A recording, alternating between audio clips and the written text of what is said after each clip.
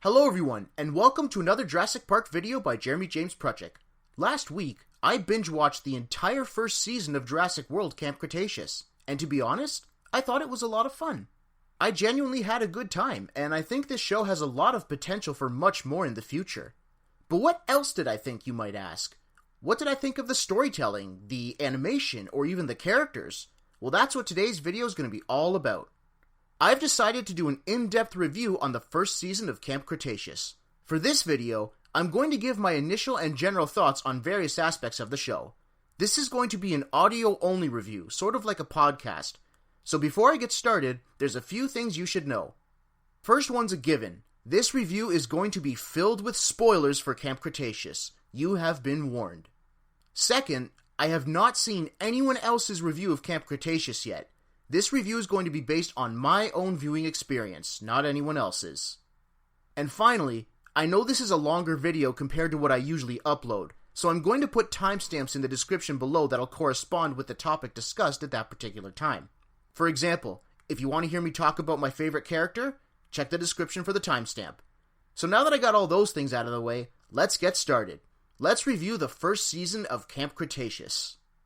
So the first thing I want to talk about is the story itself. How did Camp Cretaceous do when it came to telling the story we've seen so far?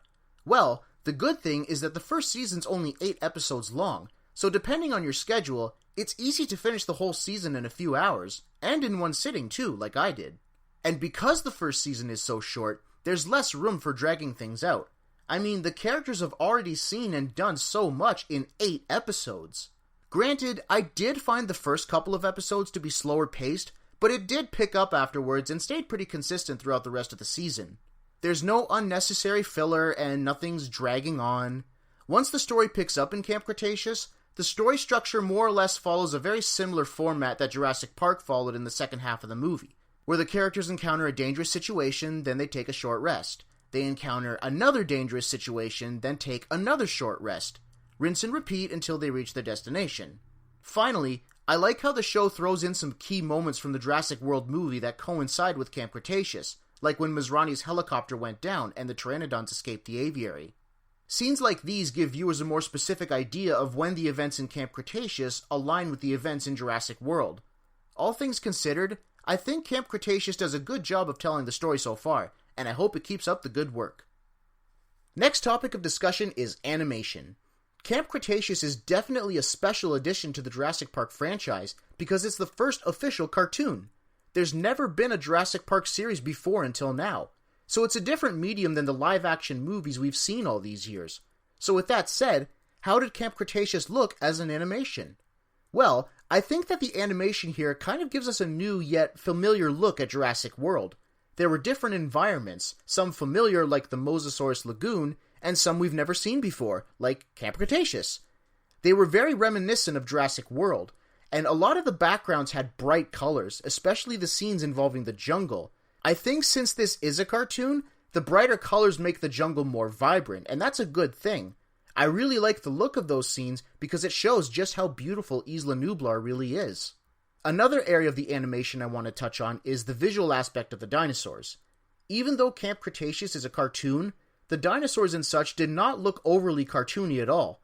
Most of them looked very close to their movie counterparts in terms of design, although I did find that some of them were a little bit different in terms of color. Like in the show's intro when the T-Rex crashes through the gates, I felt that she looked a little too greenish in color, much different than how she appeared in the movies. Maybe the reason for this is so that viewers can see the details of the dinosaurs better, like the skin and wrinkles. I also thought at first that the glowing parasaurolophuses were a little weird, but visually, it made for a beautiful scene in the caves with the glowing algae, so I came around to it afterwards. But generally speaking, I enjoyed the accuracy and animation in Camp Cretaceous, the scenery, the characters, and the dinosaurs, especially on Toro, but I'll talk about Toro some more later on. Next topic. Now I want to talk about the music. Now, unfortunately, I can't really say much about it, only because I'm not really good at analyzing music like that. But what I can say about the music is that it was very good.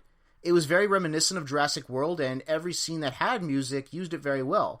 It made for good atmosphere and was engaging during the suspenseful scenes. I know this is pretty vague, but like I said, I'm not very good with analyzing music. But the music in Camp Cretaceous sounded really nice, and that's good enough for me. Now it's time to look at the main cast. For most of these characters, I was pretty much neutral towards them, and I think that's kind of the idea at this point in the series, because this show is about an unlikely group of people coming together and growing. These are all new characters to the franchise, so we gotta get to know them a little more first. I think Kenji was the only character I actually disliked, at least for the first handful of episodes anyway.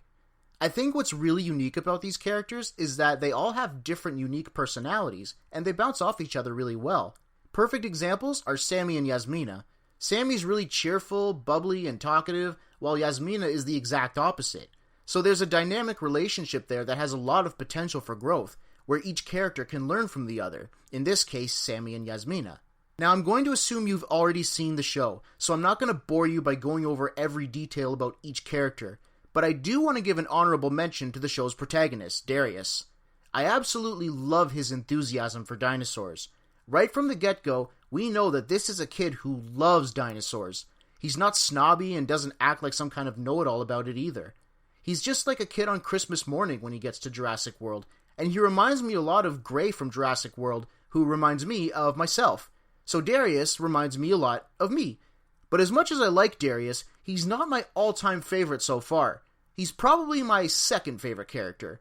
Shortly, I'm going to talk about who is my favorite character and why. But as far as overall character development for the main characters goes, I think they're off to a good start. Everyone's basically coming to a mutual understanding that they need to stick together and trust each other in order to survive. Kenji's coming around a bit for me, and I really want to learn more about Yasmina.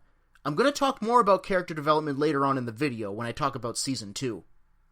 So now that I've talked a bit about the characters in general, I want to talk specifically about my favorite character, and that's Ben. Just like with Darius, Ben reminds me of myself as well, as far as feeling as though they have a hard time fitting in and stepping outside of their comfort zone goes. I always like following the journeys of these types of characters. You know, characters that may start out as timid and meek, but then they find a strength inside of them that was there all along, and they grow as a character. I'll give you some perfect examples. Gohan from Dragon Ball Z, Neville Longbottom from Harry Potter, Joe from Digimon, and even Lex from Jurassic Park. Actually, you know what? Ben really does remind me of Joe from Digimon a lot. They act similar, sound similar, dress similar, and they both carry around a cute little creature. Speaking of which, I love the bond that he shares with Bumpy. I think he truly cares and loves her. I mean, how could anyone not?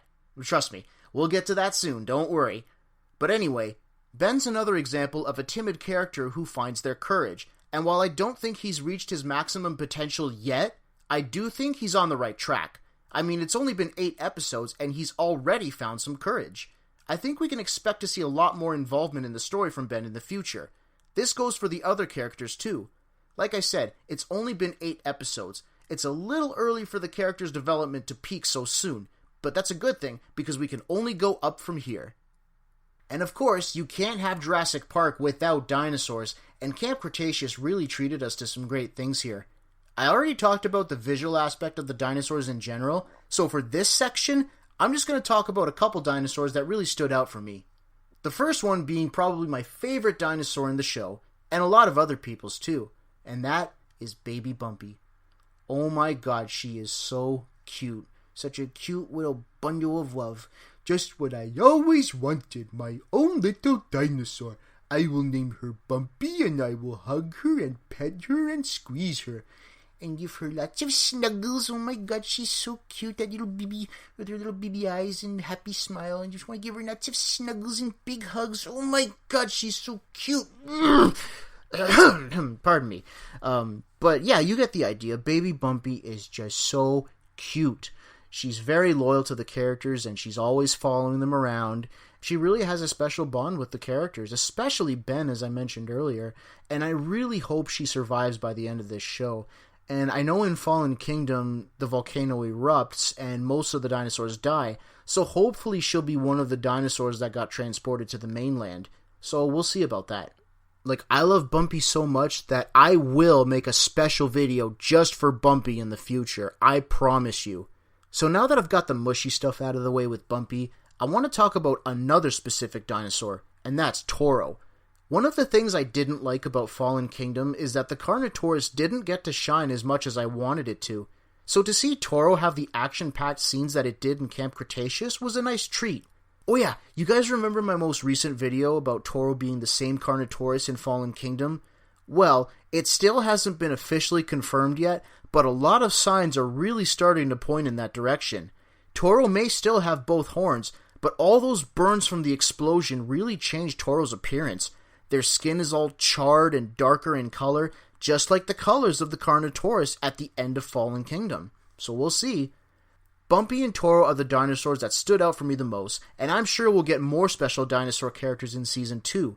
If the new Camp Cretaceous toy line gives any indication of more dinosaurs, we may very well get more special dinosaur characters, like the Baryonyx for instance. When it comes to movies and TV shows, I personally believe that nothing out there is 100% perfect and flawless. There's always room for some kind of improvement, even if it's just a little bit. Camp Cretaceous is no exception. At the same time, thankfully, there wasn't a whole lot I didn't like about Season 1. I can only think of 4 things I didn't like, and in no particular order either. The first thing I didn't like was that Season 1 was very short. Now I know I said earlier that Season 1 being short is a good thing, but it's kind of like a double-edged sword here. A season being this short may sound like a bad thing, but it's also a good thing too. Yeah, it's bad that I've already finished the first season and now I have to wait for the second season to come out, but it's good because there isn't as much material to analyze, so I have a better chance of not missing something important. Most of the show is still pretty fresh in my mind for the most part, so I guess it kind of evens out. The second thing I didn't like was the plot device of Bumpy's accelerated growth rate. I just thought it was a little extreme, even for Jurassic World. It's only been a couple of days since Bumpy hatched from her egg, and she's already the size of a dog? Now, I know the Indominus Rex had an accelerated growth rate too, but that was a super hybrid, so it's more expected that such extreme anomalies would occur in the growth of a brand new life form instead of a less complicated life form like an Ankylosaurus. I think another way that could have worked well would be if the kids met Bumpy at her current size on the Gyrosphere tour, and maybe even feed her and play with her a bit. Then when they find her again after the Indominus Rex attacked, she'd remember them and want to go with them. Now don't get me wrong, I don't want you to think for 1 second that I didn't like the hatching scene, because I do like that scene. In fact, I love it. It's one of my favorite shots in the show. It's just the scientific explanation for Bumpy's size was a little over the top for me, that's all. The third thing I didn't like was more or less a personal nitpick of mine, so it doesn't really affect the show in any negative way. I just didn't really think it was necessary. Here it is. Did we really need a Star Wars reference? You know, when Kenji's playing with the flashlight pretending it's a lightsaber? Did we really need a Star Wars reference? Come on. Finally, I did not like when people were getting eaten off-screen. I understand that Camp Cretaceous is geared more towards a younger audience, so I wasn't expecting a bloodbath or dismemberment, but I would have liked to at least see the dinosaurs close their mouth over the victims before the scene changes. We don't even get to see anybody get eaten. The dinosaur opens its mouth, then we hear screaming, and then the scene kind of just moves on. A good example of what I would have liked to see can be found in the Jurassic World movie, when the Indominus Rex eats the paddock worker, and even one of the ACU soldiers. In these scenes, you can see its mouth close over the victim. There's no gore, but you still get some kind of visual as to what's happening. I'll go one step further. Let's look at another cartoon animation, Shrek. Remember the scene where Dragon eats Lord Farquaad in the church? Same idea. No gore, but you still get a visual. That's what I would have liked to see. So yeah, as far as the things I did not like go, you could say that they're just minor dislikes, so they don't ruin the show or my viewing experience in any way whatsoever. So now that I've talked about all these different topics, I think now's a good time to talk about what kind of things we can expect to see in Season 2. For starters, I think it's safe to say that Season 2 will pick up where we left off at the end of Season 1. The kids are still on Isla Nublar. How are they going to get rescued? It seems as though everyone's been evacuated. No one else is on the island, and the technology is failing everywhere. Who knows what'll happen? And of course, Ben and Bumpy are still separated from the group. They need to reunite with them at some point. Speaking of separating and reuniting, I want to talk about something I really want to see. I'd like to see the kids get separated from each other to where certain characters are sort of paired off and stuck with each other. Then they have to work together to reunite with the rest of the group, and not just for one episode either, maybe a handful. I'll give you an example to give you an idea of what I'm talking about. In the Walking Dead TV show, the group of main characters gets separated from each other after their prison camp is attacked and destroyed. Different combinations of characters are stuck with each other, and they travel a long way to try and find the rest of their friends. Along the way, these smaller groups of characters find signs leading to a place of refuge, everyone slowly merging in on the same location, and eventually, the characters reunite at the place of refuge and basically pick up where they left off. So I'd like to see something like that for Camp Cretaceous. Imagine, let's say Kenji and Sammy get separated from the group. They end up in trouble, and they have to put aside their differences and work together to survive. In the process, they may learn more about each other and may find out they have a lot more in common than they realize. The relationship between them can develop, and when they reunite, the group will be even stronger than before. And speaking of character development, I think we'll get a lot more of that in Season 2. All the kids have shown by the end of Season 1 that they're basically coming out of their shell, so to speak. Some more than others, but still. Everyone trusts Darius, and I'm looking forward to seeing him take the next step, as well as everyone else. Kenji's starting to come around a bit for me too, and even Brooklyn too. With that said, one of the biggest things I think we can expect in Season 2 is more character development and backstory. So far, we did get a little bit of background on the main characters, so for Season 2, I think it'll be good to have even more backstory on them. That way, we can learn more about who these kids are and where they come from. I think Season 1 gave us a lot of backstory on Darius in particular, which is good, so hopefully we can get something similar for the other kids. Take Yasmina for example. I have a feeling she sort of has, like, tiger parents, like the kind of parents that force their kids to spend all their time training and studying, all while expecting perfection from them. She must be very successful since Jurassic World's sponsoring her, but it doesn't seem like she was able to have a normal childhood. The same goes for Kenji for that matter. I mean, it seems he doesn't really have anyone to bond with at home.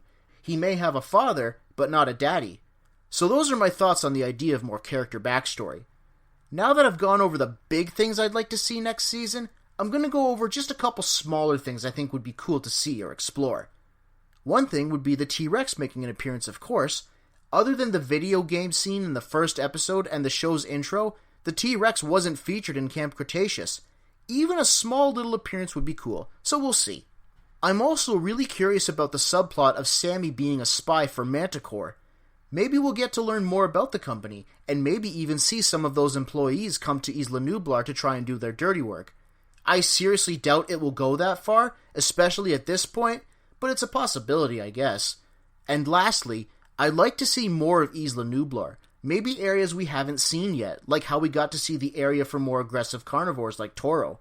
So when Season 2 comes out, those are all the big and small things I'd like to see, and maybe we can expect to see too. We just gotta be patient now.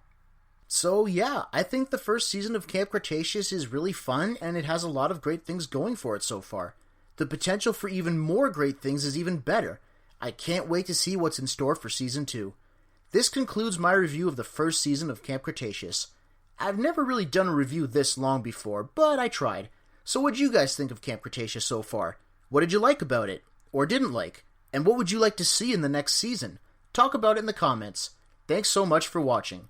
If you want to see more Jurassic Park content, check out my channel. And if you're as cool as I think you are, go ahead and subscribe. See you next time.